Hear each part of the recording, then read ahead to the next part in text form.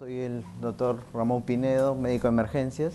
Vamos a hablar un poquito de esta entidad que es el ARTS-COVID, que es probablemente la entidad más temida del COVID. Es el motivo principal por el cual los pacientes COVID entran a ventilación mecánica y es probablemente también uno de los temas más controvertidos incluso en la era pre-COVID. Nuestros objetivos de la presente charla son aclarar los problemas de la definición del ARTS, las características distintivas entre un ARTS normal y un ARTS producido por este virus, aclarar los fenotipos clínicos y cuándo debo utilizar un enfoque individualizado a un paciente y por último algunas conclusiones y recomendaciones. En la epidemiología, pues ustedes ahí ven una cebra dentro de una manada de búfalos, ñus. Definitivamente se cree que el ARTS es una patología muy infrecuente y que el COVID en realidad la ha hecho masiva, ¿no? Pero ya nosotros sabemos que en la era pre-COVID el ARTS complicaba aproximadamente a un 25% de los pacientes de las unidades críticas. Entonces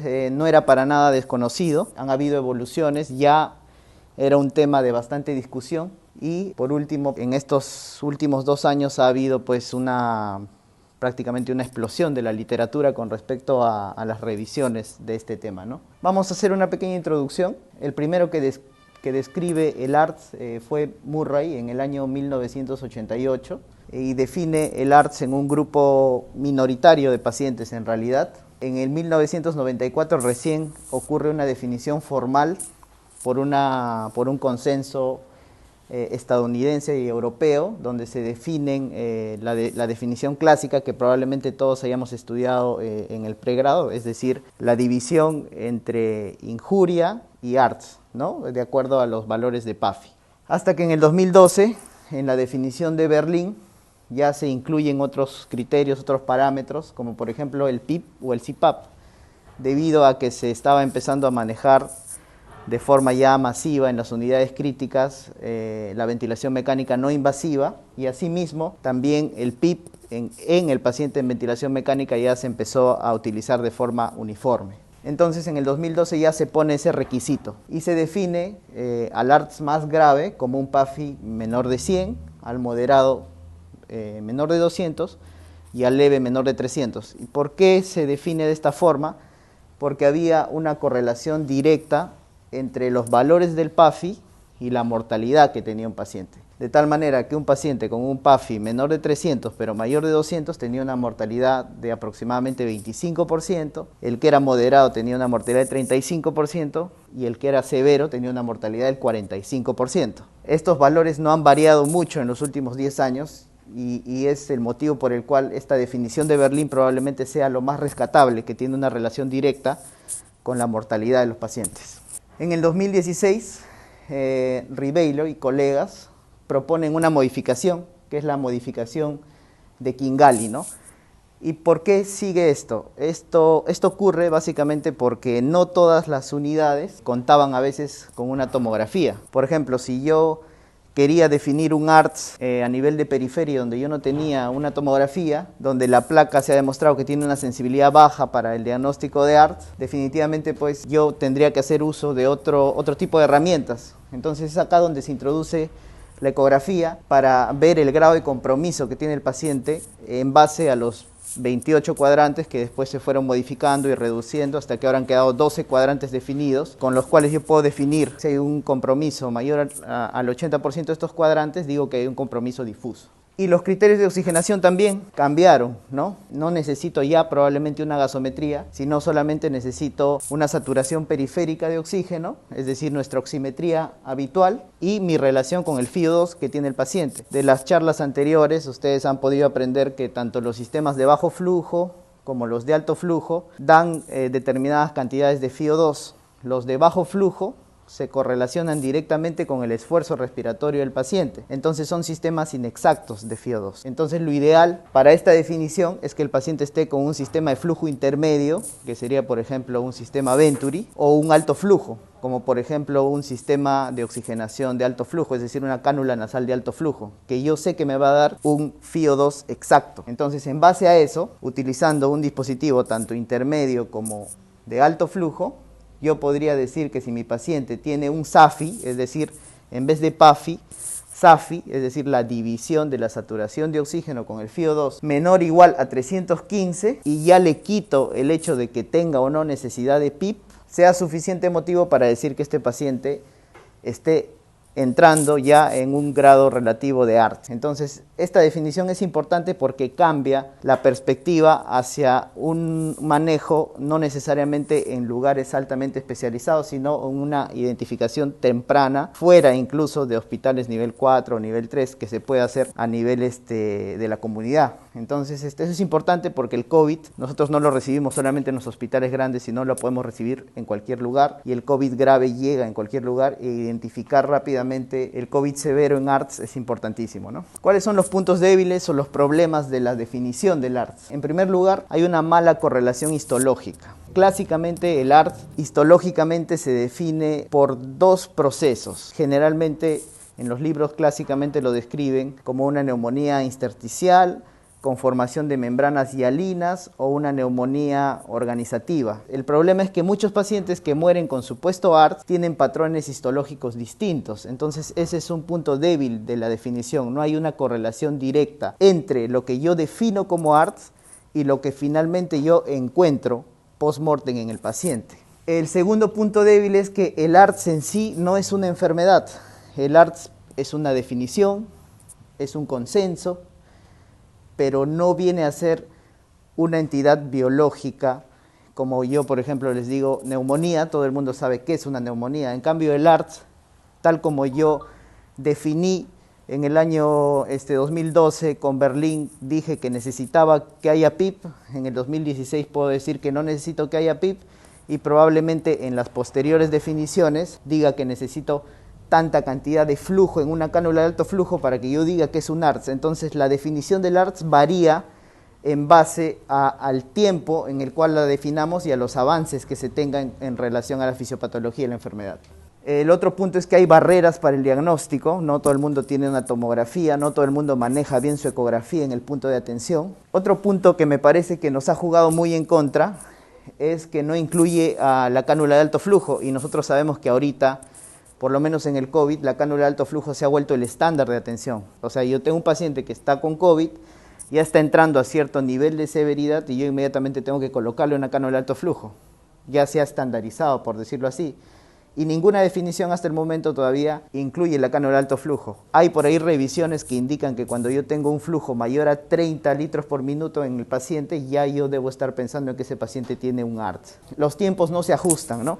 La definición original dice que debe haber una semana desde que yo empiezo la enfermedad hasta que desarrollo el ARDS. Por ejemplo, tengo un paciente traumatizado, se traumatiza hoy día, al séptimo día yo debo empezar, al sexto, séptimo día debo empezar a ver los infiltrados en los 4 cuadrantes, el PAFI bajo, la necesidad de PIP, ¿no? Para yo definir el ARDS. Lamentablemente en el COVID no es así. Hay pacientes que están mal hoy día, empiezan a mejorar hasta el día número 7 y a partir del número 10 nuevamente vienen en una segunda etapa, y la mayoría de los pacientes al día 12 a 14 recién entran en ventilación mecánica. Entonces hay una barrera temporal que hace que el COVID no se ajuste necesariamente a las definiciones. Entonces el ARDS, para el contexto actual, las definiciones no son del todo exactas. No eran exactas antes del COVID y ahora también siguen siendo poco exactas. Entonces, la evolución del COVID ha pasado a ser una definición centrada en la fisiopatología, donde inicialmente se tenía incluso en cuenta la compliance, es decir, la capacidad que tiene el pulmón de expandirse por unidad de presión, donde se tenía en cuenta varios parámetros fisiopatológicos, a actualmente una definición centrada en la identificación precoz utilizando ecografía, utilizando solamente saturación periférica, como un screening general. Es decir, trato de equivocarme para bien del paciente, trato de decir que todos tienen o la mayoría tiene ARDS para luego ir depurando y ver cuál se ajusta más a las terapias exactas del paciente. Entonces, el ARDS versus el ARDS COVID. Se ha mencionado que hay fenotipos, tanto de cumplimiento alto y bajo. Sin embargo, probablemente la relevancia que tiene esto con respecto al tratamiento que yo le dé no es mucha. Siempre han habido fenotipos de cumplimiento alto y bajo, pero inicialmente esto se empezó a discutir a raíz de un artículo en mayo del doctor Gattinoni, un médico italiano muy conocido, que sacó un artículo y dijo: los pacientes con ARDS COVID son todos o la gran mayoría ARTS atípicos y por lo tanto debería manejarlos distinto, debería utilizar otra maniobra ventilatoria. Ya vamos a ver con el transcurso de la exposición de que no necesariamente esto se ajustó a la realidad en base a los estudios. Con respecto al ARTS versus el ARTS-COVID, la capacidad de reclutamiento, es decir, la capacidad que yo tengo de mejorar la oxigenación con niveles moderados o altos de PIB, es similar. La mortalidad, de acuerdo a la clasificación Berlín, tanto en COVID como no COVID, también es muy similar. Y lo que es llamativo es que por más de 30 años de estudio en el ARTS se ha intentado siempre buscar que la terapia con corticoides mejore la mortalidad. Nunca se logró demostrar hasta que se logró uniformizar a los pacientes. Una vez que uniformizamos y dijimos, yo solo voy a estudiar ARTS COVID, descubrimos, gracias al estudio Recovery, de que los corticoides disminuían la mortalidad. Entonces esto ha sido también una lección para nosotros, como médicos que atendemos estos pacientes graves, en el sentido de que depurar nuestros criterios nos ayudó a encontrar resultados positivos, porque la medicina crítica ha tenido una evolución de resultados negativos. Es decir, nunca se encontraba una correlación positiva. Y ahora que viene el COVID, encontramos una correlación positiva, encontramos mejoría en la mortalidad con corticoides, dado que hemos uniformizado los criterios y hemos estudiado solamente a pacientes uniformes con COVID-19, ¿no? Entonces, esto es un poco lo que se sabe del COVID-19 hasta el momento. Tenemos acá las alteraciones fisiopatológicas que pueda tener el paciente, ¿no? La disminución de la compliance, el shunt, en fin, la severidad que pueda tener el paciente. Y en base a eso yo tengo clásicamente 3 tipos de patrones de evolución. Tengo un patrón de empeoramiento inicial brusco y rápido, y tengo un patrón de empeoramiento lento, progresivo, y tengo un patrón bifásico. Y justamente es este tipo de fenotipificación inicial clínica el que nos permite ajustar el manejo del paciente. Por ejemplo, yo tengo pacientes que van a venir rápidamente y ya vienen muy deteriorados, vienen muy inflamatorios, y esos pacientes vienen ya con PAFIs muy bajos, vienen ya con consolidados en los campos pulmonares y tienen una evolución menor de una semana. Esos pacientes tienen este primer fenotipo, que es un fenotipo de evolución rápida. Por el contrario, hay otro grupo de pacientes que inicialmente tienen una curva estacionaria, con fiebre, y rápidamente al día 8 o 12º día empiezan a hacer una respuesta secundaria con empeoramiento de la oxigenación, aumento de los reactantes inflamatorios, empeoramiento, y entran a ventilación mecánica. Esos patrones son reconocidos, y a medida que el paciente pues empeora la enfermedad, también va a requerir un manejo individualizado de acuerdo al periodo en la enfermedad en el que se encuentre, ¿no? Entonces, este es el artículo del que les hablaba, cuando salió este artículo que dice, ¿no?, COVID-19, ARTS o no ARTS, ¿no? Y acá Gattinoni describe, es un estudio descriptivo, retrospectivo, donde identifica 2 patrones. 2 pacientes de la misma característica con el mismo PAFI en 70, por ejemplo, pero uno tenía una tomografía de este tipo y el otro tenía una tomografía del otro tipo, es decir, consolidativa. Entonces, en el primero había una disociación radiológica porque era una tomografía que tenía solamente unos cuantos infiltrados, pero el paciente estaba profundamente hipoxémico. Y en el otro tenía un patrón sí consolidativo que guardaba correlación con esos PAFIs que tenía el paciente. De acá es que algunas personas empezaron a decir, entonces, si yo tengo una tomografía que no tiene tanto compromiso, pero tiene un PAFI tan bajo, entonces el problema no es la neumonía, el problema es la trombosis.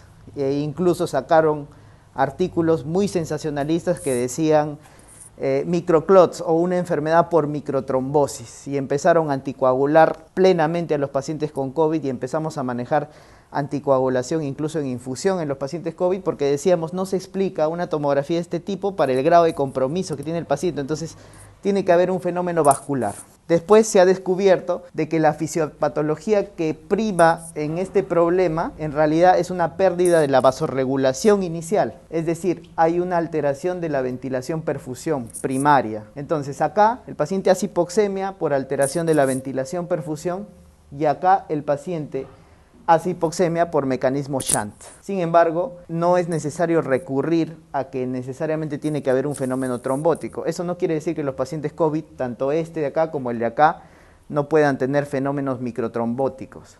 Pero el tratamiento no necesariamente es acá anticoagular y acá no anticoagular, ¿me entienden? Es decir, el trasfondo es de la fisiopatología es una alteración de ventilación-perfusión y acá es un shunt. Entonces, Gattinoni en su artículo dijo, tengo pacientes acá que tienen menor peso pulmonar porque miren, este tiene menos infiltrado, este tiene más infiltrado.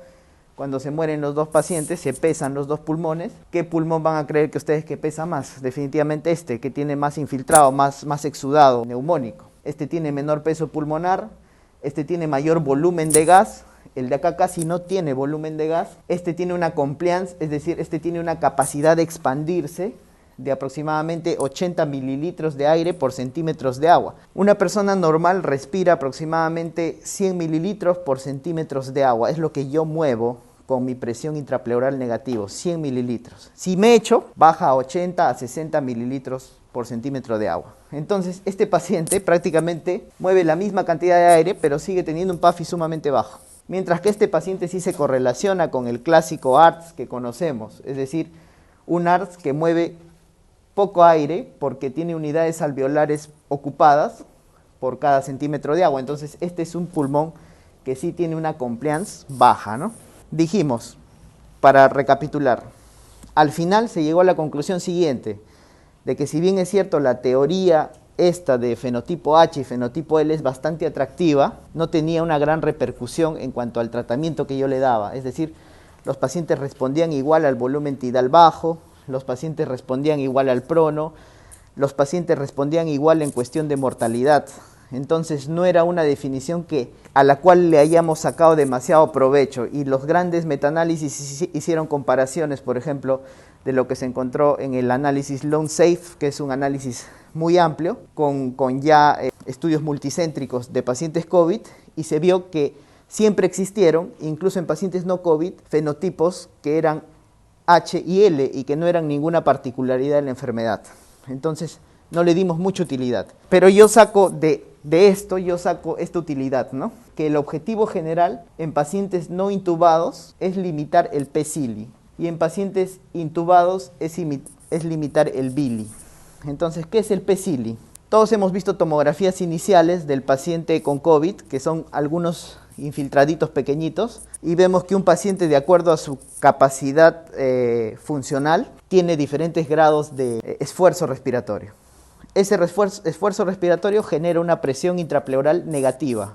Esa presión intrapleural negativa genera una presión transpulmonar, que al final va a ser la presión que va a mover los alvéolos. Si un paciente tiene mucha presión transpulmonar, va a generar un trauma por presión, es decir, va a generar mayor estrés del citoesqueleto pulmonar y mayor inflamación. Yo en ese paciente que está demasiado agitado, porque el paciente me está pidiendo aire, ¿no? Yo cuando veo un paciente, y ahora que hemos hablado, por ejemplo, de bajo flujo, veo un paciente que está en dispositivo de bajo flujo, pero lo veo muy agitado, yo debo estar pensando en mi mente rápidamente de que ese paciente está generando presiones intrapleurales negativas que son nocivas para el citoesqueleto pulmonar y que por lo tanto está generando más inflamación. Entonces, si el paciente me está pidiendo aire, yo tengo que darle aire. No puedo manejar con un sistema de bajo flujo a un paciente que está de esa forma. Entonces yo tengo que ponerle un alto flujo para tratar de mejorar la disnea y de mejorar ese patrón respiratorio nocivo. A eso es a lo que se llama P-Cili, lesión pulmonar autoinfligida por la propia respiración del paciente.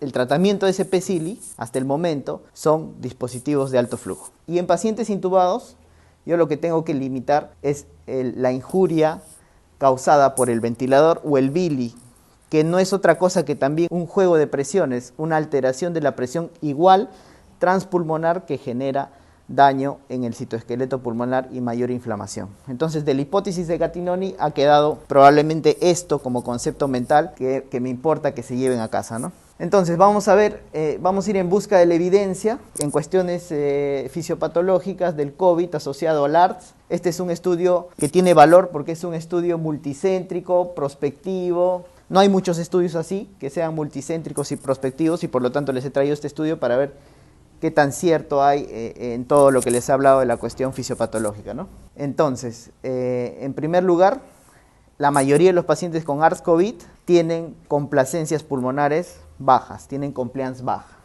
Sin embargo, en los casos más severos se ha observado una curiosidad, que la compliance es 18% mayor, es decir, tampoco llega a ser normal, pero la compliance es 18% mayor, comparado con una cohorte de lung safe. El lung safe agarró pacientes trauma, agarró pacientes sepsis, agarró pacientes de todo tipo. Este solamente ha agarrado pacientes COVID y se han dado cuenta que los pacientes COVID tienden a ser pulmones un poquito más complacientes, es decir, toleran un poquito más de volumen, que no necesariamente significa que yo le deba dar más volumen en ventilación mecánica. El hecho de que un paciente tolere más volumen no significa que yo tenga que darle más volumen, eso es una cuestión importante. Segunda observación es que hay un patrón vascular y consolidativo claramente asociados con mayor mortalidad. ¿Cuál es el patrón vascular? Los patrones vasculares los identificaron con el dímero D alto y un cumplimiento menor de 45 se asociaron clásicamente con una mortalidad alta. Entonces, este patrón en los pacientes que tenían un dímero D alto y una compliance baja, tenían una mortalidad cercana al 56%. Comparado, por ejemplo, con este paciente que tenía un cumplimiento también reducido, pero el dímero D estaba bajo. La mortalidad era solo del 22%. ¿Qué quiere decir esto? Que hay un fenómeno vascular de fondo que ocasiona un aumento considerable en la mortalidad en los pacientes. Y habían patrones intermedios de las mezclas de las dos cosas, ¿no? Pero lo importante es que ustedes se queden con esto. Los patrones vasculares, a más alto tenga el dímero D, y los patrones con cumplimiento reducido tienen casi una mortalidad mayor al 50%.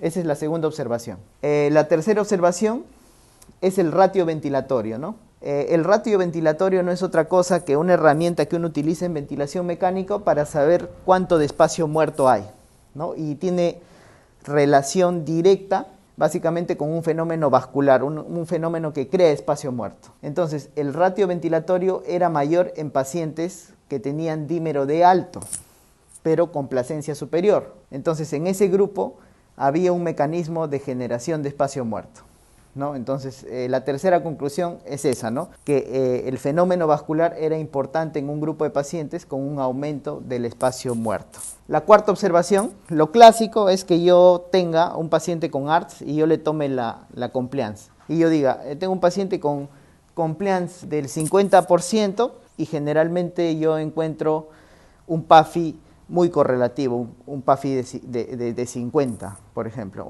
Tengo una compliance de 30, generalmente tengo un PAFI también, una correlación muy directa entre el PAFI y la compliance del paciente. Sin embargo, en los pacientes COVID, en este estudio, se encontró que la compliance estática no necesariamente se correlacionó directamente con el PAFI. ¿Y por qué pasó esto? Porque habían pacientes que se escapaban de la regla, que probablemente eran los pacientes con el fenotipo vascular, que tenían un ratio ventilatorio alto y que tenían dímero D alto. Esos hacían que los pacientes se escapen de la regla. Poquito ya para ir terminando. Cuando uno comienza a tratar pacientes con ARDS-COVID, tiene situaciones que están respaldadas por la evidencia, y a medida que la severidad del paciente aumenta, tenemos zonas que son vacías de evidencia.